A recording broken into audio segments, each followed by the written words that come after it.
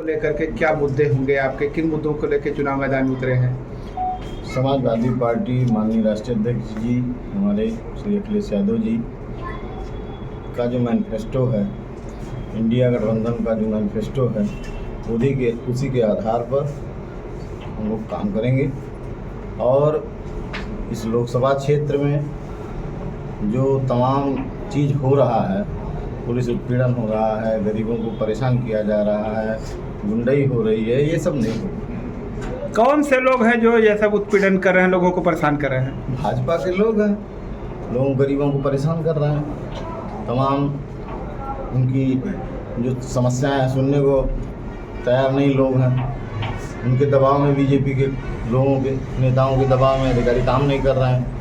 तो कहने का मतलब हमारा जो भी है समाजवादी पार्टी का मैनिफेस्टो एजेंडा है, उसी के हिसाब से काम होगा। क्या लग रहा है जनता का कितना विश्वास आपको मिल रहा है? आप तो पत्रकार हो, आप ज़्यादा आकलन है आपके पास, लेकिन जिस तरह का 5 विधानसभाओं में लोगों ने स्वागत किया, जन सैलाब उमड़ा, उससे ये प्रतीत होता है कि भाजपा को हटाने के लिए सारे वर्ग के लोग, चाहे वो व्यापारी हो, चाहे छात्र हो, नौजवान हो, किसान हो, मजदूर हो, सारा वर्ग परेशान है बीजेपी को हटाने के लिए, समाजवादी पार्टी को और जो गठबंधन है उसको जिताने के लिए। क्या मानते हैं जनता क्यों भाजपा को हटाना चाहती है? एक तरफ भारतीय जनता पार्टी जहां राशन दे रही है, वही लोगों को आवास दे रही है और विकास की बात कर रही है। अब बता दें, 5 किलो राशन देने से किसी का काम नहीं चल सकता। उसमें दाल लगते हैं और तमाम चीज़ लगते हैं, गैस इतना महंगा हो गया, पका नहीं सकता है, बच्चों की पढ़ाई होनी है, किताबें महंगी हो गई, फीस महंगी हो गए, सब्जियां महंगी हो गई, दवाइयां महंगी हो गई, सारे जो पेट्रोल डीजल महंगे हो गए, सारे सामान महंगा, कड़वा तेल महंगा हो गया, कोई चीज़ नहीं है, बेरोजगार कोई काम नहीं है, सारा चीज़ किसान, नौजवान, गरीब सब परेशान है।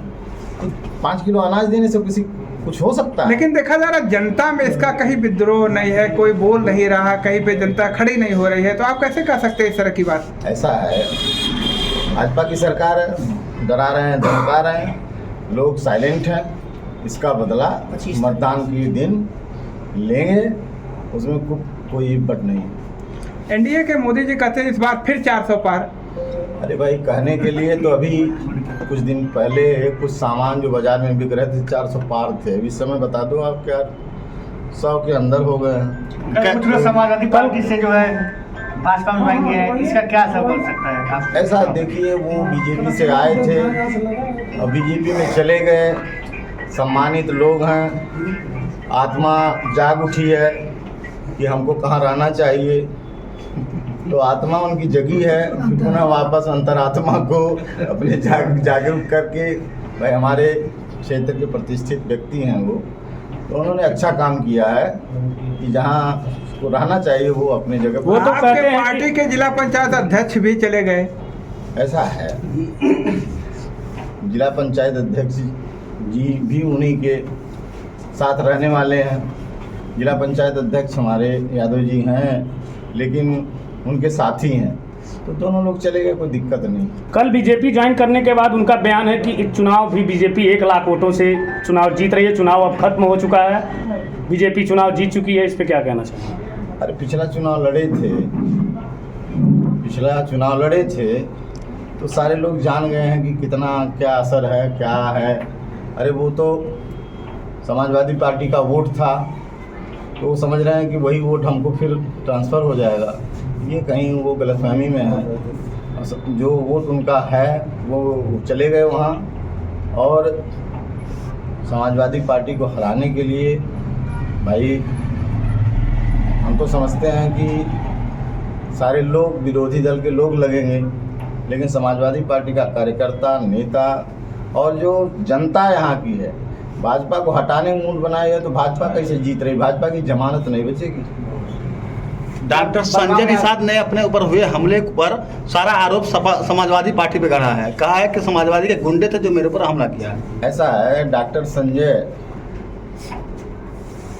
वो क्या कहेंगे, अभी बीजेपी में थे, तमाम अनर्गल बातें कर रहे थे कि खीर से कोई पैदा होता है क्या, तो बीजेपी के लोग सुनते रहते हैं और उनको अपने गले लगाए हुए हैं। और वहाँ जो हुआ था बवाल, हमारे समाज के लोगों निषादों ने पूछा था, वो यादव लोगों के ऊपर मुकदमा फर्जी लिखा दिया गया है।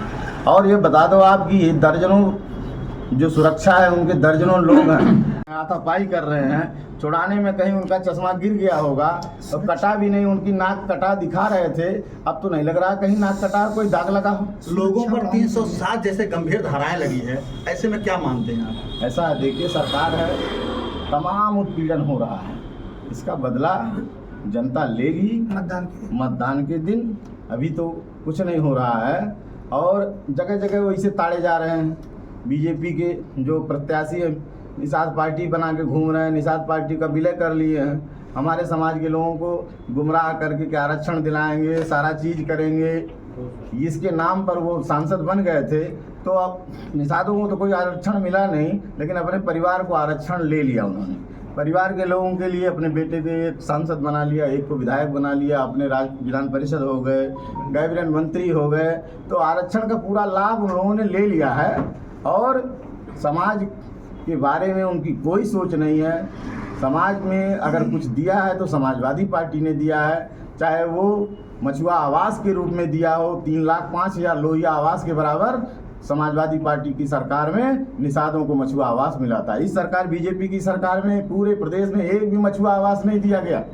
ये संजय निषाद मत्स्य मंत्री हैं, एक भी मछुआ आवास नहीं दिया गया। और निषादों की छुट्टी थी 5 अप्रैल को, वो छुट्टी को भी समाप्त कर दिया बीजेपी ने। निषादों के सबसे विरोधी अगर कोई सरकार है तो भारतीय जनता पार्टी है। ठीक है।